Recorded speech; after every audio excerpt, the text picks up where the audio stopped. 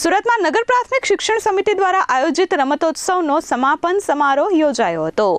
સુરત મહાનગરપાલિકાની નગર પ્રાથમિક શિક્ષણ સમિતિ દ્વારા આયોજિત રમતોત્સવ 2026 અંતર્ગત રમત મહોત્સવનો ભવ્ય સમાપન સમારોહ યોજાયો હતો। તારીખ 30 જાન્યુઆરીથી 20 ફેબ્રુઆરી 2026 દરમિયાન યોજાયેલા આ રમતોત્સવમાં શહેરના લગભગ 20,000 જેટલા વિદ્યાર્થીઓએ ભાગ લીધો હતો।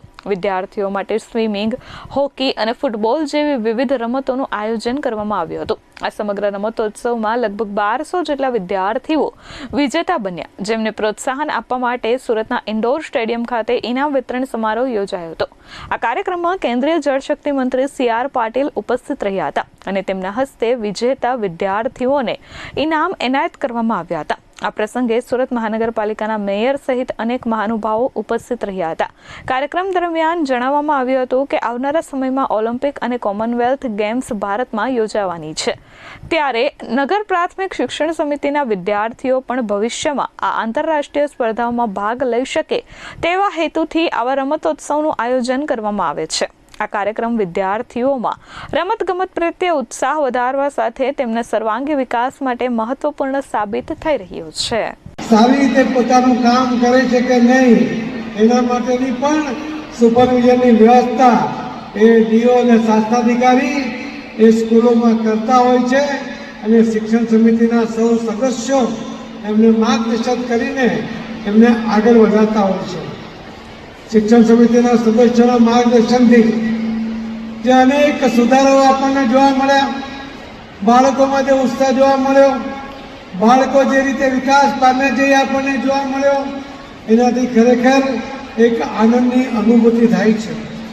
અહીં જ્યારે પહેલી જ કૃતિ આવી ત્યારે એક જ કૃતિની અંદર આપણા દેશમાં તમામ રમાતી તમામ રમતો એ કૃતિમાં સમાવિષ્ટ કરવામાં આવી હતી અને એટલે જ બધા મિક્સ મેં જ્યારે અધ્યક્ષને પૂછ્યું રાજેન્દ્રભાઈને કે આમાં કઈ સ્કૂલની આ કૃતિ છે, ત્યારે એમણે કહ્યું કે 353 સ્કૂલની સાથે સાથે બધી જ સ્કૂલોને મિક્સ કર્યું છે। હું એ શિક્ષકોને અભિનંદન આપીશ કે એમણે વિવિધતા સાથે એકતા એનું પ્રદર્શન અહીંયા એ કૃતિ દ્વારા કર્યું। બીજી પણ કૃતિ જ્યારે દીકરી હોય પોતે જ્યારે તલવારની સાથે એ કૃતિ રજૂ કરી ત્યારે એમનામાં રહેલી હિંમત, તલવાર ઉઠાવવાની જરૂર પડે તો દેશના રક્ષા કાજે અમે પણ સક્ષમ છીએ એવી મજબૂત માનસિકતા કેળવીને તલવારબાજી કરવાની તૈયારી સાથે એમણે જે અહીંયા કૃતિ રજૂ કરી છે એ દીકરીઓને પણ હું ખૂબ ખૂબ અભિનંદન આપું છું। આજે જો સર્વે કરવામાં આવે તો આખા દેશમાં જે સરકારી સ્કૂલોમાં જે એજ્યુકેશન આપવામાં આવે એમાં સૌથી સારું એજ્યુકેશન એ સુરત મહાનગરપાલિકા દ્વારા નગર પ્રાથમિક શિક્ષણ સમિતિમાં શિક્ષકો દ્વારા આપવામાં આવે છે।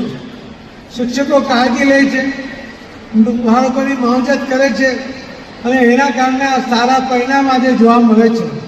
આજે 20,000 બાળકોએ રમોત્સવમાં ભાગ લીધો, એમાંથી 1,000 બાળકો ઇનામ પ્રાપ્ત કર્યા છે, પરંતુ આજે વાલીઓ અકળેઠઠ ભીડ જમાવીને બેઠા છે।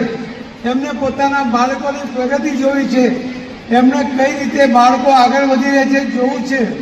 જે વાતની કમી હતી કે વાલીઓને ખબર જ નહોતી કે પોતાના બાળકો કયા વર્ગમાં ભણે છે, આજે આ વાલીઓ જે અહીં આવ્યા છે એમને હું અભિનંદન આપીશ કે એમણે પોતાના બાળકોની પ્રગતિને ધ્યાનમાં રાખીને પોતાના કામનો વર્કિંગ ડે છે છતાં પણ સમય કાઢીને જ્યારે આજે અહીં આવ્યા છે ખરેખર ખૂબ ખૂબ અભિનંદનને પાત્ર છે કે આવનારા આ દેશનો નાગરિક કે જેના ખભા ઉપર આ દેશની જવાબદારીઓ આવવાની છે એવા બાળકોની પ્રગતિ માટે ફક્ત શિક્ષકો નહીં વાલીઓ પણ એટલી જવાબદારી સાથે કામ કરી રહ્યા છે।